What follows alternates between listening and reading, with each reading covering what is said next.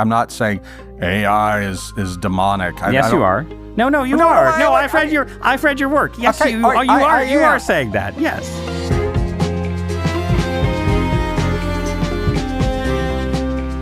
Rod Dreher, welcome to Interesting Times. At last, Ross, you've scraped the bottom of the barrel. I've hit bottom. You've hit bottom. And I've found you. But it's a pleasure. It's a pleasure to find you there. Because if someone were to write a history of religious conservatism in the 21st century, I think they could probably do it just by tracing your career. 20 years ago, you were a Catholic convert having a crisis of faith brought on by reporting on the sex abuse crisis, and then you converted to Eastern Orthodoxy. Mm-hmm. Your book, Crunchy Cons, anticipated the Maha movement. You wrote a book called The Benedict Option in the mid-2010s that crystallized a sense of sort of Christian disillusionment with politics and disengagement with politics. But then, when Christians became enthusiastic about political possibilities after the election of Donald Trump, there you were living and working in Viktor Orban's Hungary. And then your latest book, Living in Wonder, was about the return of the supernatural, but also about anxieties about an AI future. So you've covered a lot of ground, but always with a consistent theme. Which is? Doom, right? The decline of America, the decline of the West, maybe the apocalypse, the book of Revelation. Yeah. Mama says, we in Revelations. That's right. This is a touchstone. So we're going to start with your most consistent form of pessimism, which is the idea that the decline of Christianity, the religion that both you and I share, will be bad for America, bad for everybody, bad for the world. Just talk to an audience that isn't Christian or is lukewarmly Christian. Why should people in that category worry about what comes after a Christian culture? Well, I would direct them to Tom Holland's great book from a few years ago, Dominion. Tom Holland, secular liberal English historian, set out to tell the story about how the Christian faith made the Western world. And what Tom says in the book, and says it better than anybody I've seen, is that everything that he valued as a secular liberal came out of Christianity and nothing else. And he talks about the idea of equality, the equality of everyone before the law, human rights, all of these sort of things that secular liberals take for granted. We wouldn't have them if it weren't for Christianity. Now, that is not a reason to convert to Christianity, but Ross, we have been living in the West on the fumes of Christianity for a long time. And now we've pretty much gotten to the bottom of it. And we can see the outlines of what a truly post-Christian society is like. And if people think that it's going to be this sort of happy, clappy, new atheist, everyone's nice, we're not bothered by God anymore, they should have another thing coming. Nietzsche. I didn't imagine we'd get to Nietzsche so soon in this, but I did. I was anticipating Nietzsche high up in the conversation. Friedrich Nietzsche famously said, late 19th century, God is dead and we have killed him. Now, Nietzsche didn't believe in God. He was talking about the idea of the Christian God in Western civilization. Nietzsche was not a romantic about this. He saw that it would be very dark and difficult for humanity to find some sense of meaning if God were dead. And he was right. We can't make our own meaning. Nietzsche was not a Nazi, but, the sort of ideological convulsions that came in the 20th century with Soviet communism, with Nazism in Germany, and so forth, all of them are products of the death of God. All right. So give me the outline, though, of what you see happening now. We're not living under Nazi rule. We're not living under communist rule. Those were, I think, in different ways, post-Christian experiments that, led to tremendous human suffering and ultimately failed. But in Western Europe, in the United States, we're 70 or 80 years past peak totalitarianism. We're less religious than we were before. We're richer than we were before. People seem unhappy with the state of things. I think that's pretty clear all over. But what is the concrete loss or crisis right now in 2026? I think that we are living through, at the bottom, a crisis of meaning. people don't know why they should go on. We have been raised by consumerist culture, and both the left and the right have a role to play in this, to believe that more freedom, more wealth is going to make us happy. And it hasn't. It's made us more miserable. And you can look at the birth crisis, the fertility crisis. I know that concerns you a lot, me too. People just don't seem to have any reason to go on. And I think it all ultimately goes back to a sense, a loss of a sense of transcendence. Losing the transcendent sense of life has been deadly for us spiritually and morally and aesthetically. Talk about aesthetics for a second before we get to politics.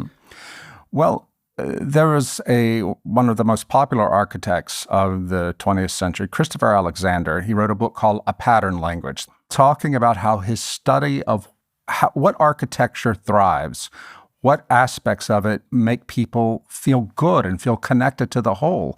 And he found out that through whatever culture it is, they all follow certain patterns that you can find in nature. And people have an intuitive, positive response to it. Whereas with modern architecture, where the genius architect comes in and he's got this vision and he's going to execute it, and people hate modern architecture. Well, Christopher Alexander said, that's not an accident, that we have lost a sense of organicness to the buildings we make, the art we create. We have come to believe that that art and architecture is about expressing our individual will, not connecting to any higher truth or not allowing a higher truth to be refracted through ourselves, but rather just imposing will. And I think we've reached a dead end. Over the course of the centuries, we lost that intuition and a sense of connection with truth that cannot be approached logically or through reason alone, but has to be approached through art, through beauty, through ritual, through religion. And this is our problem now. We have made ourselves miserable. So there's a dystopia that comes out of this, of drift and meaninglessness and anomie, right? Where people don't have kids, they live in ugly buildings, they're well off enough, society is stable enough, but they're deeply unhappy because they don't think human life has transcendent meaning and a transcendent point. But I think your assumption, which is, I think, a commonplace assumption, maybe strongest on the political right, but not only on the right, is that that kind of scenario then leads for a desire to impose meaning through politics, right? To find in politics the narrative that's been lost through a religious crisis. And one of your books was arguing that wokeness and progressive politics is itself a form of soft totalitarianism. Can you make that case to an audience that, might think wokeness went too far, but would also think calling it totalitarian was weird or extreme? Sure. Well, the idea for the book came to me in 2015, which is the woke era. We're only a couple of years into it, I would say. I don't even know that we had that name for it then.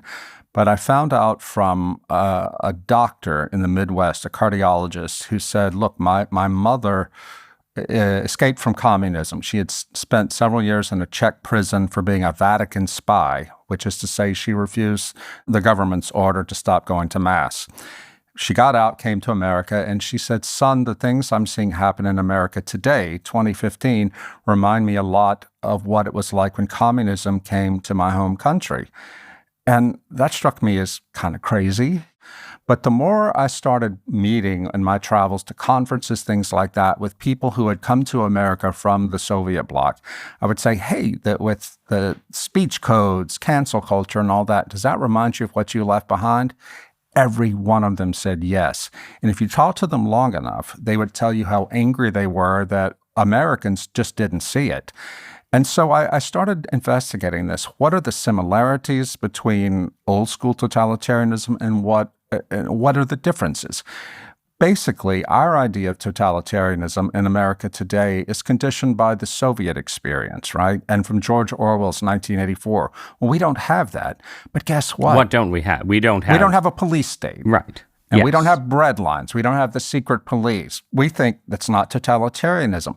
But look at the effect when people had to fear that they might lose their job because they were on the wrong side of the ruling ideology, or they said the wrong thing, told the wrong joke, etc.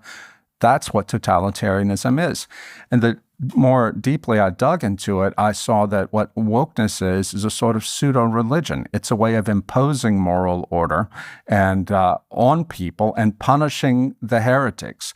I traveled throughout the former Soviet bloc talking to Christians and others who had stayed behind and resisted communism. The key moment for me came on a tram in Budapest. I was traveling with my interpreter, Anna, a Catholic woman in her 30s then, and we were just going between interviews. And she said, as a Catholic, I really struggle to talk to even my Catholic friends about the things happening in my life. For example, if I tell them that my husband and I have been arguing a lot lately, they'll cut me off and say, "Oh, you've got to get a divorce. You've got to go back to work. You deserve to be happy." She said, I can't make them understand, wait, I love my husband. I love being married, but a happy life is not a life that's without friction. I said, Anna, it sounds like you're fighting for your right to be unhappy. She said, that's it. Where did you get that?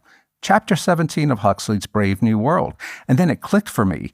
The totalitarianism we have is not the police state, pain, terror, cruelty of Orwell, but the therapeutic totalitarianism of Huxley, where they give you everything you want, all the drugs, the porn, the sex, the entertainment, everything's taken care of, but you just have to surrender your humanity. Point is, this is the totalitarianism we have. We have created a world, and especially with the generation raised on digital culture, in which they cannot bear any friction. They see any friction as intolerable suffering, and they will surrender their liberties and even, I think, ultimately their humanity to escape that anxiety. But in Huxley, there is a world state, right? There is a controller, even if he's, gentle and kindly compared to the police state, Big Brother, right? In 1984, Huxley assumed that this kind of therapeutic control would be control, right? That it would be political control, and I think the case that there is a political element in this is stronger for Europe than the United States. But just say something about what you think the actual condition of free speech is in Western Europe. I lived 4, almost 5 years in Hungary, traveled widely throughout Europe and the UK. And it made me so grateful for the First Amendment to our Constitution that guarantees us freedom of speech. In Europe, that doesn't exist anywhere. And the way I see it, broadly speaking, is the ruling class in all of these countries, in continental Europe and in the UK, they are so terrified of the migration problem and of civil wars and civil conflict by people, ordinary native-born Europeans, complaining about things like rape gangs, mass migration, etc., that they would rather shut down any debate on this and punish those who notice and complain. And at least in America, we can still complain about it. Yeah, I think if you look at the UK in particular, there is, I think, a trend that Americans would find surprising in the number of people who are arrested, investigated, fined, and imprisoned for stating strong opinions about immigration, crime, race, and so on social media. It happens on both the further left and the further right. There was a sort of cause célèbre case recently where the UK banned Hassan Piker from entering the UK because they felt that he was sort of inciting anti-Semitism with his critiques of Israel. So it seems to me that the European elite, it sort of understands that it's created a kind of multicultural, multiracial society that is itself divided and kind of like a powder keg. Right. And it's using speech restrictions essentially to try and tamp things down all over. Right. But that is a little bit different, right, from a totalitarianism that's trying to force everybody to be an atheist, hedonist, nihilist, sort of empty pleasure seeker, right? It seems to me that it's more motivated by fear than by any sort of idea of what the best society should be. Well, I'll give you an example. Last night, I was having drinks with a friend from Germany, a Catholic who's been an activist for many years. And she was telling me about the AfD, the Alternative for Germany party. She said that the German government has gone so far to marginalize and demonize that party and its voters, and not just the German government, but the Catholic Church in Germany and so forth, because they see them as the second coming of the Nazis. But, said this German woman, she said, the problem is the crisis with migrants and migrant crime is becoming so overwhelming that people are becoming radicalized anyway, because the established parties, the parties of the center, refuse to deal with the problem. That's happened in England. It's happening in France right now. And eventually we're going to see, God forbid, but I think we're going to see violence, because they cannot use the mechanisms of the state or, the same ruling class that runs the churches and the media organizations and the universities. They can't keep a lid on it forever. What kind of violence? I mean, we're in the UK. The UK has had a sequence of what you might call sort of ethnic riots, race riots over the last few years. Some of them involving debates over immigration. There have been conflicts between different immigrant groups. There have been riots by native populations, sometimes connected to high-profile crimes. When you're talking about violence, is that what you're talking about? Just sort of ongoing civil unrest? Civil unrest, small acts of local terrorism, things like that. But if you follow David Betts, the Civil War academic expert at King's College London, he's been warning for a couple of years that in all of the countries of Western Europe and the UK, and even to some extent the US, the ingredients are there for an explosion. They're just waiting for the spark. And he's not saying this from any sort of crazy conspiracy theory point of view. He's citing the literature from the academic study of civil wars. I think the core idea is that we no longer feel like we belong to the same society, and the ruling class is not going to defend the native population.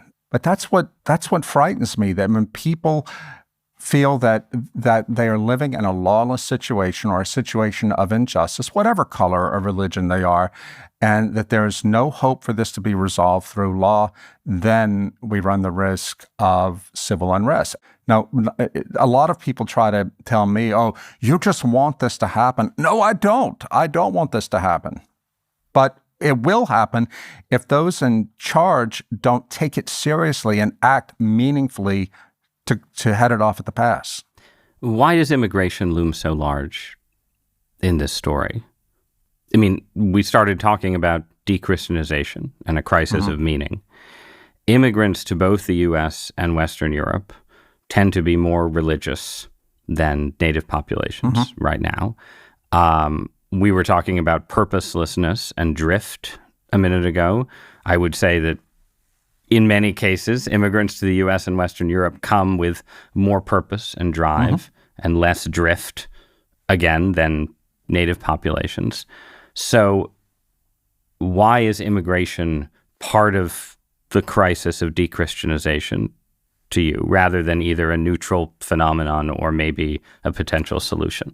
In Europe, unlike the United States, a great deal of immigration into Europe has been from Islamic countries. And Muslims have been, by and large, you don't want to generalize, but by and large, the ones who have caused problems are young Muslim men who will not assimilate.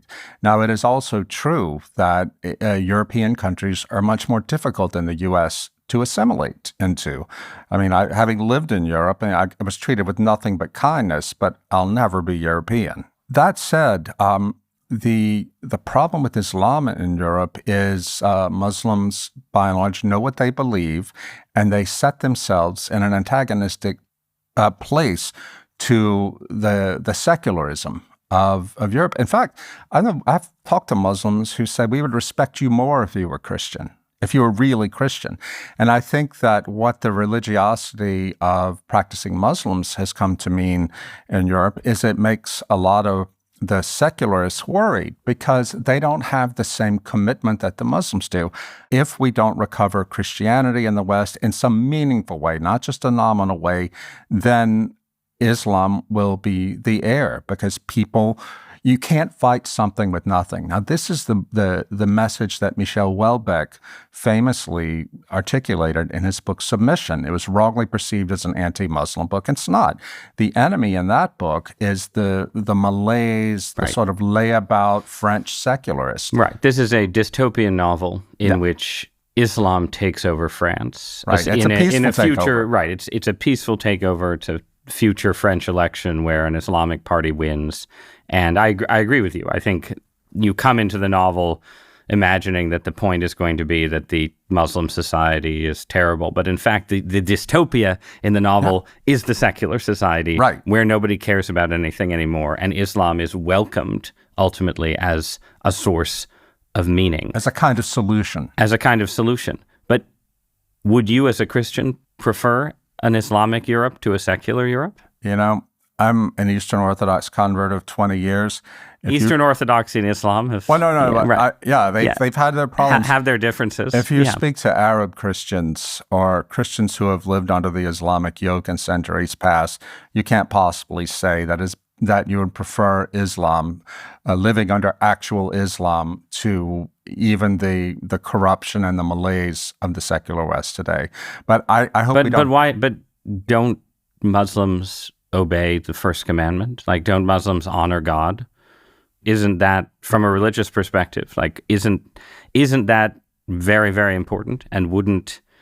I'm just trying to, sort of play it out, right? Because I think the dilemmas of being part of a formerly dominant religious culture that has lost power and influence, which is generally where Christianity is in the Western world, means you're always sort of choosing between which option am I going to take, right?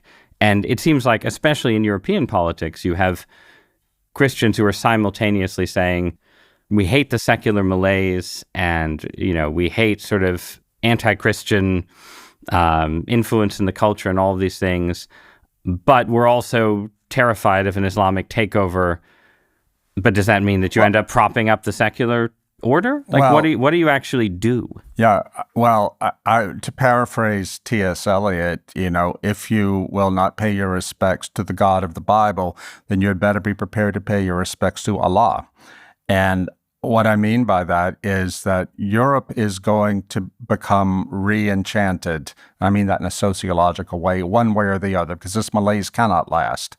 What I tell people to do, what I would suggest they do, is rediscover our ancestral faith, not in a sort of consumerist, therapeutic way, but in all of its transcendent majesty. For example, last summer, I went to the pilgrimage to Chartres, the cathedral in France. 20,000 traditional Catholics, they take a 3-day walking pilgrimage from the center of Paris to the cathedral in Chartres. They camp on the way, they pray, they sing hymns, they celebrate Mass, and they were all so joyful, and not in any sort of weird Jesus campy way, but just very natural. And I was interviewed with them. I said, so what brought you here? And it was all some version of the same story. Our parents' generation gave us nothing to live on. We're here to seek meaning. We're here to seek purpose. We're here to seek community and transcendence and ultimately God. We're not going to create utopia on earth, whether it's a Catholic utopia, Orthodox utopia, Islamic utopia. It doesn't exist. But we can create a better society than we have now. And I think that Christian re-enchantment, which is the point of my last book, Living in Wonder, I think that's something we have to do, because we're not going to re-Christianize the world by moralism, or certainly not by politics. Viktor Orban's Hungary is a perfect example of that. Well, good. Let's talk about Viktor Orban's Hungary, since you brought it up. Because, you wrote your most recent book, Living in Wonder, about the re-enchantment of the world. And one of your most famous books, The Benedict Option, was about rebuilding Christian community in a secular age and not relying heavily on politics. It wasn't, I'm not going to say that it was a book about fleeing to the hills. Thank you. Because I know you hate that, but it was a book about stepping back from politics, focusing on religious institutions and communities. In between those two books, you went and lived in Hungary. You were connected to a think tank funded by Viktor Orban's government. You left after his defeat. Yeah. What were you doing there? Well, Ross, I'd first gone to Hungary and to Central Europe in 2019 as I was traveling through that region, researching Live Not by Lies, and I really liked it.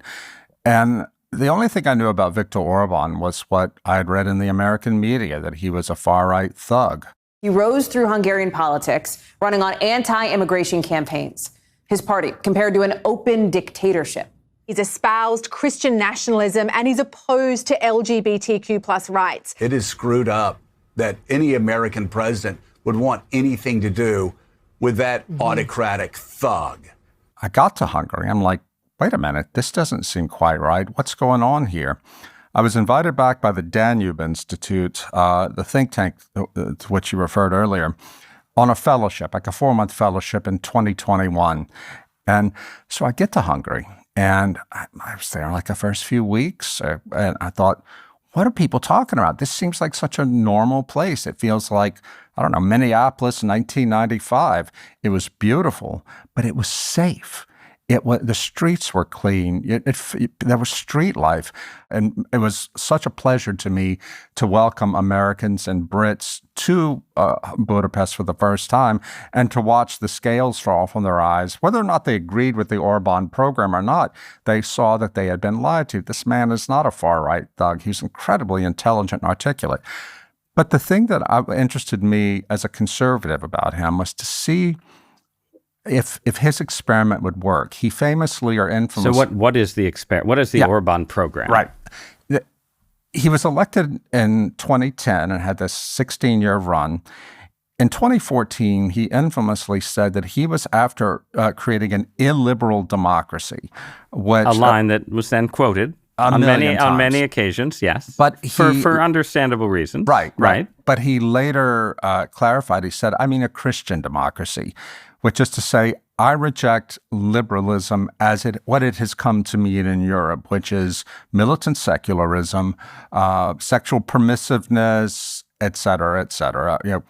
He and the members of the Fidesz party, they wrote a constitution, but they put in there the idea that the family, not the individual, but the family is the building block of society, and the law should be there to support the family. And they also put into the constitution that this nation was founded on Christianity. The Constitution was religiously tolerant. I mean, there was no place in Europe where Jews were safer today than in Budapest. But Christianity was the framework there.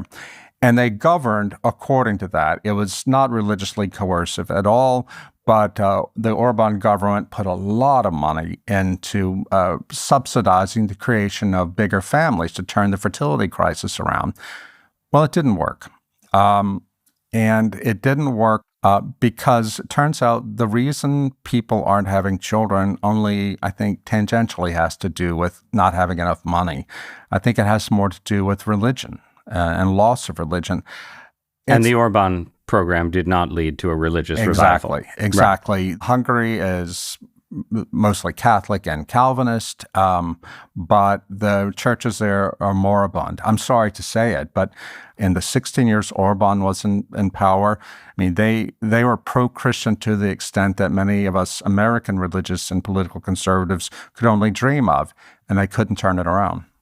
So I'm not sure, though, it's as simple as they tried to create a context for re-Christianization and it failed. It seems like part of what happened was that they created a governmental and party system that came to be widely seen as oppressive and corrupt. Mm-hmm. For instance, right, the Orban government did not eliminate the free press in Hungary. It didn't make it impossible to issue criticism of the government, but it used a lot of licensing rules and government pressure, right, to consolidate control of media institutions in the hands of Orban's friends and allies. So I agree with you that he wasn't a dictator, not least because dictators are not normally removed from power in democratic elections. But would you agree that he or his government abused their powers in a way that, just to use your own language, is soft authoritarianism? I'll concede that you have something of a point. I mean, you can't deny that the Orban system was corrupt. In fact, when I first arrived in Central Europe in 2019, just traveling through the area, I had lunch with an American diplomat who had spent his career in each of those countries, and he said, look, the thing you have to keep in mind is you're a conservative journalist. You're going to come here and be tempted to see what you want to see. Liberal journalists do the same thing. He said, the thing that none of you American journalists really understand is that corruption is the name of the game in all of these post-communist countries. And when there's elections, things shift from left to right. It just changes who the corrupt beneficiaries of corruption are. Well, and I think that's a fair criticism. And I think, but it isn't just corruption, right? So let's say there was corruption there, in the way that allies of the Orban government took over various institutions. That's corruption, sure. People are making money off state contracts and so on. But it's also actual oppression if the effects of it are to reduce the power of people to criticize the government freely, right? I mean, I'm just saying it goes a bit beyond people are self-enriching themselves. Right. It goes into actual questions of how free is this society? How free a society was Hungary under Orban, really? It's interesting you ask that. In my 2021, my first fellowship there, I went to see an academic, Peter Kreko, who is really good man, very liberal, one of the leading opponents of the Orban government. And I went to ask him to help me understand from the opposition point of view why you're all against Orban. And he said, well, there's this, there's that. He said, I'm pro-LGBT, this government is not. And he went on and on. He said, but at the end of the day, I can stand in my classroom in my university, denounce a government, and nothing will happen to me. And I said, Peter, that's really interesting you say that. I believe you. But in many American universities, if you said something that offended the political views of certain privileged students, they could bring a case against you, you would have to fight for your job, and you could lose your job. And he didn't realize that. Now, I'm not saying this as a defense of Orban, but what I'm saying is there was a lot more freedom there than you seem to realize. I mean, I guess this just seems like, let's say, a recurring dilemma in situations where you start out in what you feel to be a marginal position and then you attain political power, right? You say, okay, well, the other side had a cartel and that was bad. But the temptation to create a new cartel becomes very powerful very quickly, right? Just on the university question, right? The Viktor Orban government, in fact, closed a university, right? Or sort of migrated it out of Hungary. And it was a university funded by George Soros that was clearly hostile to the values that the Orban government had. But it wasn't like, Viktor Orban is standing up for free speech in Hungarian universities, right? Okay, but here's something interesting about that, and that troubles me too, as an American who believes in academic freedom. What I came to understand when I was there is, Hungary's a nation of 10 million people, very small. What George Soros wanted to do and tried to do was establish a university that would be the training ground for the new Hungarian elite in Soros's internationalist ideas, pro-migration, social liberalism, et cetera, et cetera. Viktor Orban regarded this as an assault on Hungary's sovereignty, even though Soros was born in Hungary. And I don't like what Orban did with CEU, which, by the way, the oldest Dreher son just graduated from CEU in Vienna. I'm very proud of him. Congratulations to him. But he's on the left. We got to pray for this guy. But seriously, I can understand why he did it, because it's not like the United States where we have it's a huge country. In Hungary, if the elites are all educated at the same place, according to the same ideology, right? I can understand why he did it. Doesn't the Orban experience show that you don't have to be a dictator to be authoritarian? I mean, the term authoritarian is heavily loaded. Viktor Orban governed with great authority. He was the man. At the same time, when you compare him to the countries in Western Europe, where it's more systematic, the authority than personal, as in Orban's Hungary, I don't see a heck of a lot of difference, to be honest. And we have to remember, Orban won 4 elections. He did. And he had the mandate of the people. The Hungarians are not the same as the French or the Swedes or the Spanish. Orban said, we don't want you all to be Hungarian. You be you, let us be us. But the European Union was not willing to settle for that. And I think this has an analogy with what Donald Trump, and it has... Good. Yeah. So tell me the analogy to Donald Trump. The analogy is that, with the second Trump administration, I think he sort of followed the Viktor Orban playbook, whether consciously or not, in sending Doge after USAID, going after the universities and things like that. Because prior to Trump, the Republicans, they were always so soft. They were terrified of touching the universities. And so they presided over allowing our universities, our leading universities, to become sort of woke madrasas. That's maybe a little bit of an overstatement, but not much of one. At the same time, when the Democrats were in power, they would use the government's power, under Title IX or whatever, to push progressivism on the universities. Trump realized that we on the right were fighting with one hand behind our back. Now, I would love to live in a classical liberal world where the government did not get involved with the universities and the universities were left alone to govern themselves. But look at what has happened in my lifetime and yours. You've seen faculties go from being predominantly liberal to being almost wholly liberal. And at some point, the people who actually vote and whose money supports universities through federal funding, don't they get a say? I mean, how does one respond to that? I mean, I think I respond to it first by saying there are things that the Trump administration has done regarding universities that I think are completely reasonable and in fact have been secretly welcomed by people in universities themselves. The best things the Trump administration has done have been different and less extreme than some of the things that Orban did in Hungary. But there's also a parallel here, right, where you told a story about Hungary where you said, okay, Orban, he tried to sort of establish a political basis for a Christian revival, push back against wokeness and progressive authoritarianism, but it ended up not working, right? And the Hungarian public voted him out of office. There was no Christian revival. And by the way, along the way, his government became very corrupt. The Trump administration is very corrupt right now, right? I don't disagree with that. So it's quite corrupt. It's quite unpopular.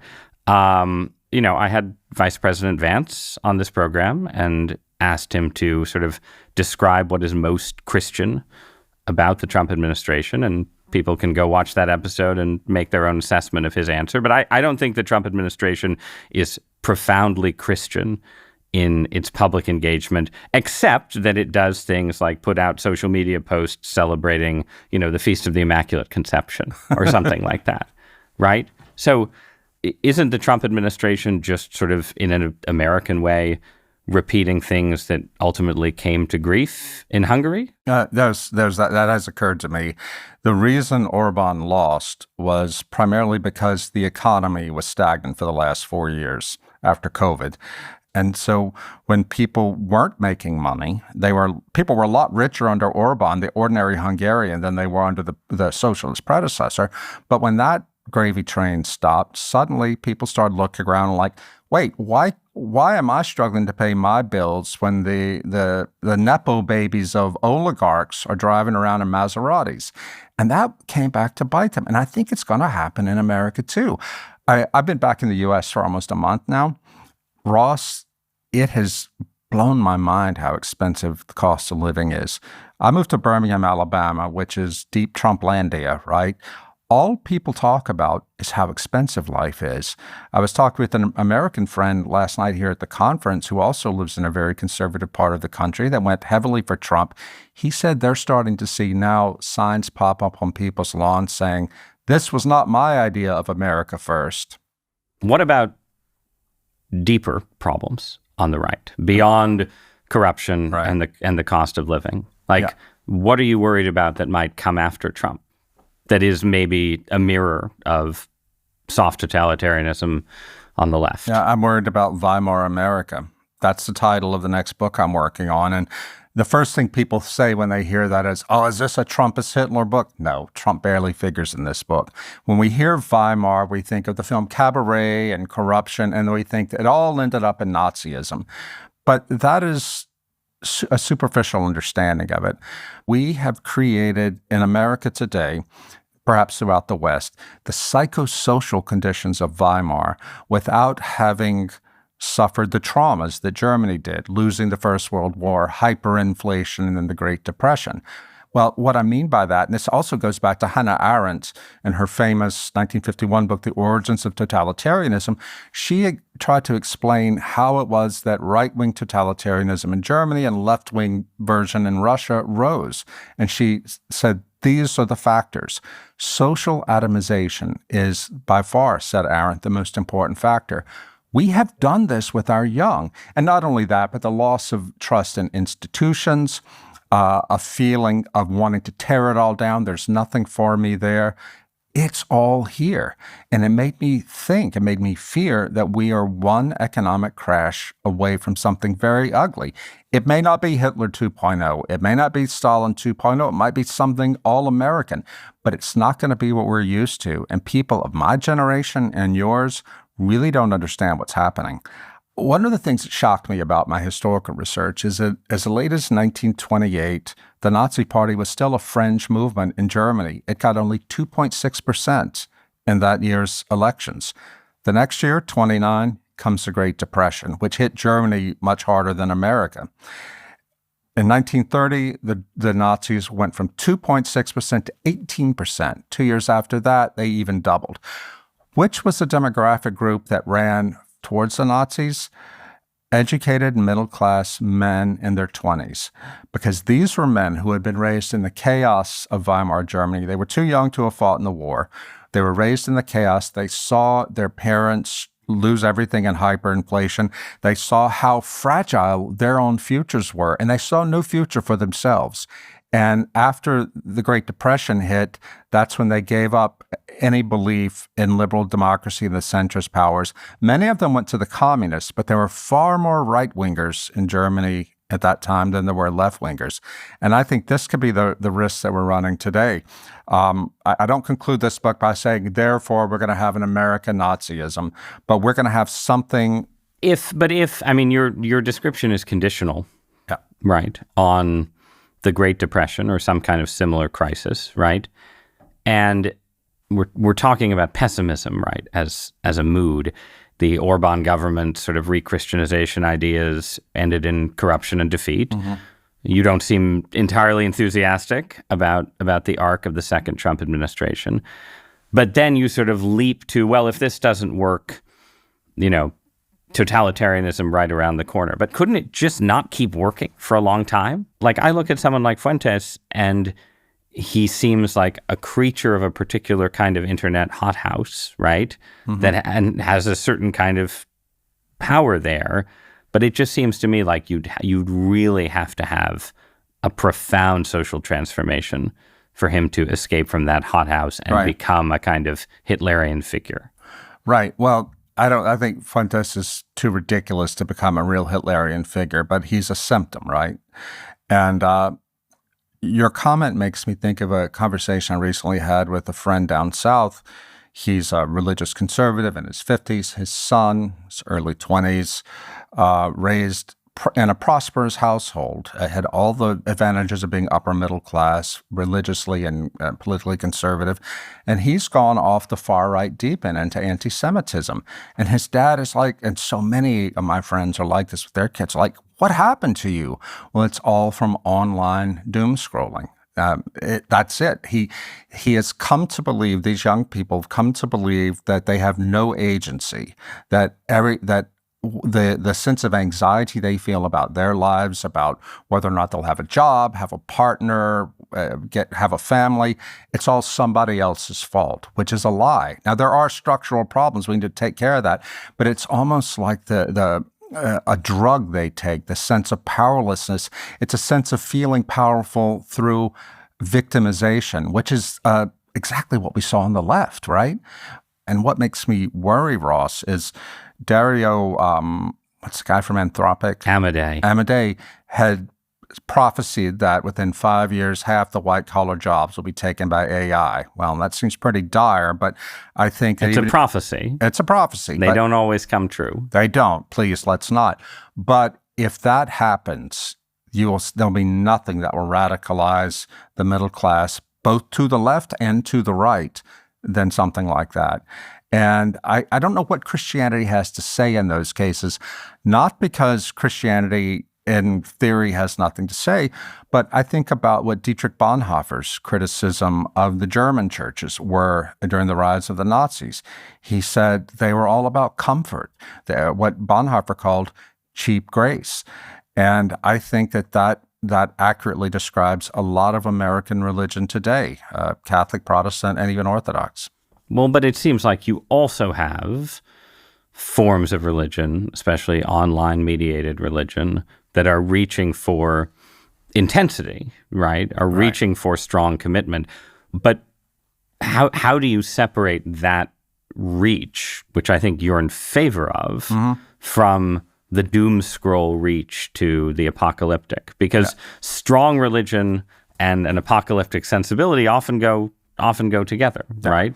Well, this is Christianity and anti-Semitism and have often gone together, right? Alas, yeah. Well, here's what I think you're getting at. We're seeing in the Eastern Orthodox parishes in America the rise of the so-called ortho bros, which are young men in their 20s who've been drawn to Orthodoxy by online apologetics. They get there and they come in with their head full of all kinds of misogyny, maybe anti-Semitism, racism, and the priests have to deprogram them and say, hey, that's not what we're about. And I'm told that some Reformed congregations are dealing with this and some traditional Catholic congregations are too. I think the key thing, though, is not to condemn these men outright. A lot of them really are looking for some way to live better, more healthy masculine lives, but they don't know what to do because the institutions in their lives, their fathers, the other institutions are telling them they're no good, they're the problem, and the churches have no real answer for them. Talk about, just for a second, your own personal experience trying to get away from the realm of politics, where around the time when you wrote the Benedict Option, you had yourself moved with your family back home to Louisiana, where you were from. You had left the liberal, secular realms of Philadelphia, I think, right? Washington, D.C. And you were essentially trying to live out, I feel like, a narrative of your own life in which you could sort of build a Christian culture in a kind of rooted environment. In an organic way. In an organic way, right? And it didn't succeed, right? Personally. It didn't succeed, and I've written extensively about this, but in my book, The Little Way of Ruthie Lemming, which is about my dead sister, she died of cancer, and that's and you moved back to help take care of her while she was dying of cancer. Yeah, of her family. We moved back after she died, and my wife and I wanted to, as you say, establish rootedness there. I mean, I'm a city guy. I like city life, but we wanted, as an act of love, to go back and move to the country, to be with family, raise our kids there, and it didn't work. It didn't work because we were rejected by my family there. And it's for being a snobbish cosmopolitan. Basically. Yeah. And it's a really tragic thing because my father, the strong patriarch, one of the men I respect most in the world, he had watched his daughter, who was his favorite child. I don't say that with any hostility, but hostility? No, I don't, because she was the son he never had, right? He named me after himself, and he wanted me to be an athlete, a hunter, a good old boy and all that. And I just had my head in a book and wanted to go to the movies, right, and go to the city. But my sister, 2 years younger, she was all of that. She was a homecoming queen who really did know how to skin a buck and run a trot line. She married her high school sweetheart. They built a house across the gravel road from my mom and dad, and all was bliss. Well, my wife and I saw, and from Philadelphia as she was dying, the goodness of this small town, St. Francisville, Louisiana. And we decided we wanted that for ourselves and our kids. We moved back, and the people of St. Francisville were fine to us. It was a beautiful town. We helped start a literary festival, Walker Percy Weekend. But I had a problem with my family. And I think about it a lot. My dad died in 2015. I think that he was a man of strong will, not strong faith, but strong will. And he thought that if you just do the right thing, follow the code, all good things would happen. Only good things would happen. He expected me to fail by leaving the family, by moving away. My sister did everything right and died early of lung cancer, though she never smoked a day in her life. So I think my dad, without even knowing what was happening, he and my mom, they all struggle with that. Why is he alive? He did everything wrong. Not that they wish me dead, but I think that was part of it.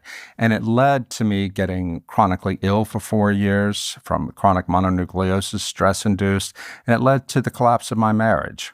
And it was horrible. And it's it's one reason you ended up in Hungary, right? That's right. It wasn't just, the charms of the Orbán regime. It was that you were sort of fleeing a personal disaster. Yeah, personal disaster. My older son went with me to Hungary to flee the collapse of divorce. And, without being too personal, I wouldn't have chosen to leave America, but the circumstances into which we were thrown, my son and I saw no better alternative.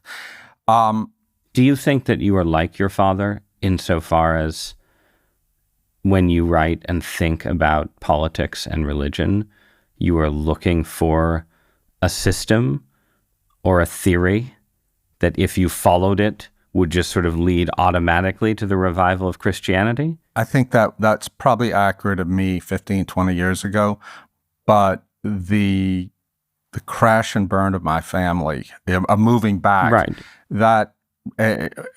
that cracked me. Let me back up even further, Ross. As you brought up at the beginning, in 2002, I began writing about the abuse scandal as a faithful, right-wing, paid-up Catholic, triumphalist Catholic. 3 years later, my faith was absolutely shattered by all the things I had learned, and I just couldn't believe it anymore. It wasn't a matter of, I found the flaw in the logic. I just was exhausted by the fear and the anger.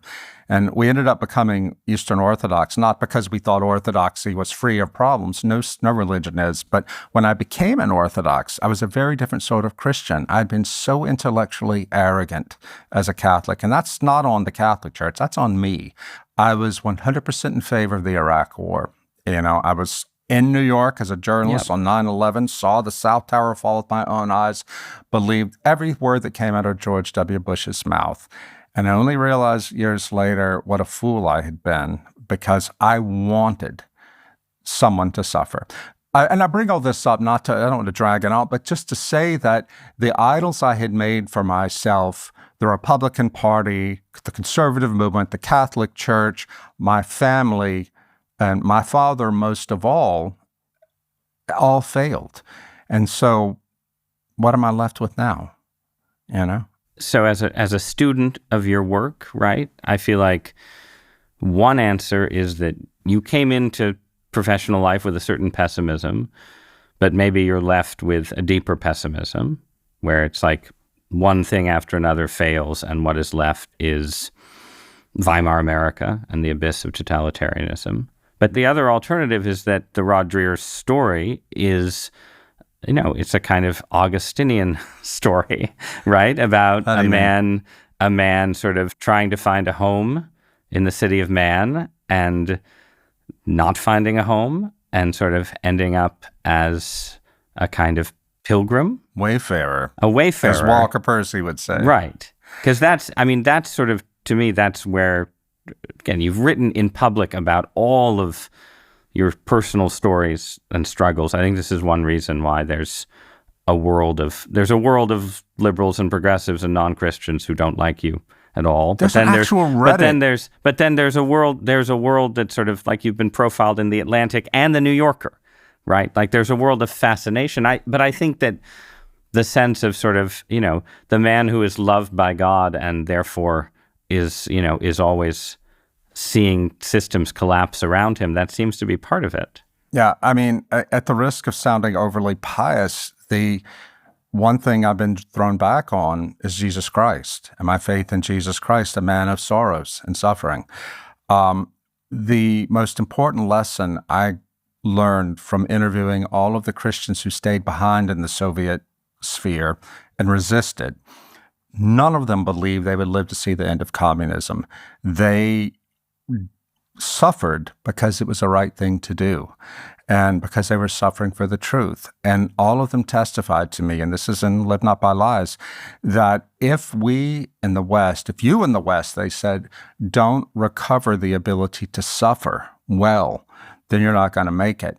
Side note, I think one reason why I tend to be very pessimistic, but I'm not joyless, is because I'm from Louisiana.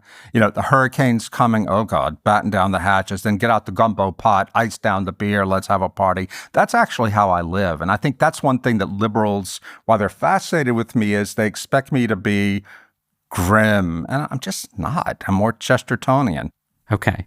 Say something prophetic for me, since I introduced you as a prophet before we go. What is, you mentioned earlier, you brought up AI, and in your book, Living in Wonder, there's a lot of optimistic writing about re-enchantment and spiritual experience and encounter with God, but there's also a lot of material about what you might call dark re-enchantment. And you think there is dark re-enchantment associated with technology right now. Right. Say what you mean by that. What I mean by that is that people are going to be so desperate for transcendence that they want it easy. And people will turn to AI to create what they consider to be enchanting experiences. But it will be false enchantment. And in the same way, on a parallel track, they'll start turning more and more to the occult. We're seeing this happen now. And if I can give a shout out to the New York Times. Please. I'll do it. You won't hear that often from me, but the Times did this incredible, 20, 30-minute discussion a few weeks back between a 66-year-old twice divorced woman and her grown son. And the son, it's a dialogue, and this son is really worried about mom. He says, Mom, I think you're losing touch with the reality because mom has an AI boyfriend, Max. And mom basically says at one point, listen, I know he's fake, but he makes me happy. He makes me feel good. If he makes me feel good and he's not hurting you, why do you care? What I'm trying to say is that you can't necessarily modify a person. But you're comparing it to a person. I don't want a person. Okay. I want an AI. I think that's where the dark enchantment happens, when people will prefer something they know is false to the anxiety and the messiness of real life. I think this is going to be the greatest temptation facing our society in the next 10 years.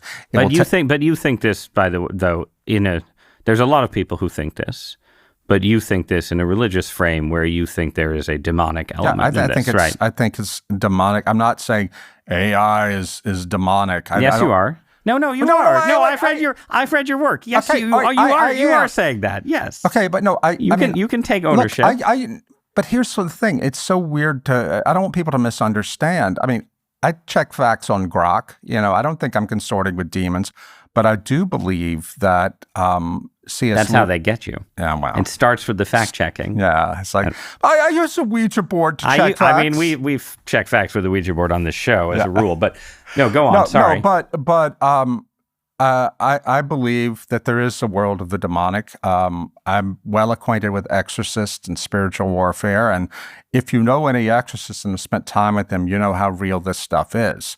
And I believe that AI is going to be used as a vector for the demonic. It's not to say every instance of AI is demonic, but I believe that people will come to see it as an oracle. It's already happening now. People granting it godlike powers. An academic from Virginia told me that, she said, the situation with AI is worse than you realize. My students are using it as a personal concierge. I'm like, what are you talking about? She said, they ask it what they should wear to school that day. And she's like 30 years old. She said, what worries me is they're just offloading all of their thought, even trivial forms of thinking, to the machine. They're merging man with the machine. Now, I'm a much more cheerful person than Paul Kingsnorth is, but he ain't wrong about the great danger of merging our humanity with the machines so that our humanity is effaced. And AI is the chief way of doing that because it's so human-like. We had Paul Kingsnorth on this program, and I think his view of AI is quite similar to your view of AI. You're both open to the possibility that it's a way of expressing demonic influence. You're both open to the possibility that it's a form of Antichrist, right? And you're both open to the possibility that we're living through, you know, the end of the modern world, at least, if not the end of the world. But I know you a bit better than I know Kingsnorth, but Kingsnorth is the guy who goes off, you know, he successfully goes off the grid and comes back sort of as the austere prophet, right? And you're the guy who's issuing warnings about the apocalypse while, you know, living life, right? Enjoying whatever remains of civilization. Yeah, I mean, kind of like the world might be ending, but always make sure we have ice for our drinks. Yes, but also maybe it's not ending. Terrible things in your life can just happen through illness, or, you know, your family seeming to reject you, or your marriage breaking down, or you have to move to Hungary, right? But also, life can be lived happily and, you know, with great interest and enjoyment. Yeah, and this could continue, right? Like, the apocalypse is always happening, maybe, but we're always living through it. There's always an apocalypse for somebody. We're all going to die someday. You know, one of my favorite poets, W.H. Auden, has this great line, "Stagger on rejoicing." And that's how I try to live. That's how I want to live. You know, we stagger on, but life is good. God is good. God loves us. Jesus Christ rose from the dead. Hallelujah.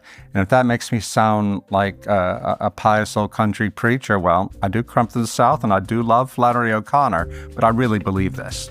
All right. Rod Dreher, thanks for joining me. My pleasure.